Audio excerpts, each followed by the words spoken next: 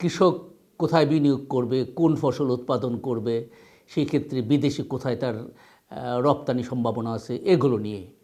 একই সঙ্গে কিন্তু আমরা যদি তার আরও একটি দিক দেখি, অত্যন্ত সম্ভাবনা হয়, সেটি হচ্ছে আমদানি বিকল্প ফসল সে করবে কী কী।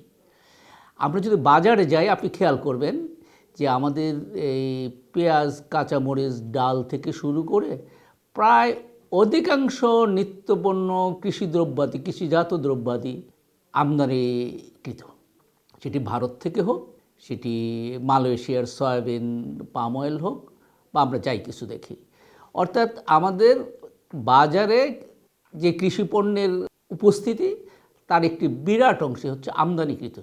তো আমরা এই যে আমদানিকৃত কৃষিপণ্য ভোগ করছি, এটি যদি আমার নিজের কৃষক করতে পারে, তাহলে তো আমার এই আমদানির দরকার হবে না। অর্থাৎ আমার এই মূল্যবান বৈদেশিক মুদ্রা তো আমার ব্যয় করতে হবে না, IMF থেকে তো আমাকে টাকা নিতে হবে না। দ্বিতীয়ত হচ্ছে, এই ধরনের আমদানি ব্যয়ের জন্য কখনো কখনো আমরা কিন্তু বিভিন্ন ধরনের প্রকল্প তৈরি করে ফেলি, যেটি দাতারা অর্থ দেওয়ার জন্য, ঋণ দেওয়ার জন্য খুব আগ্রহী।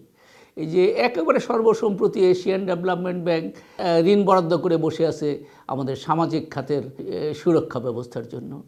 এগুলো বায়বীয় সাহায্য। সুনির্দিষ্টভাবে আমরা যদি আমদানি বিকল্প কৃষিপণ্যগুলো উৎপাদনের জন্য কৃষককে সরাসরি সহায়তা দিতে পারতাম, এক্ষেত্রে যদি আমাদের বিনিয়োগকারীরা যারা শিল্প খাতে বিনিয়োগ করে অহরহ বলেন আমাকে নগদ ভর্তুকি দিন, আমাকে কম সুদে ঋণ দেন, এবং নানা ধরনের প্রণোদনা দাবি করে বসে আছেন, তারা ওই প্রণোদনা ছাড়াই এই কৃষিতে কিন্তু যথেষ্ট মুনাফার জায়গা আছে, যেটি প্রণোদনা ছাড়াই তারা এই জায়গাটিতে বিনিয়োগ করতে পারেন।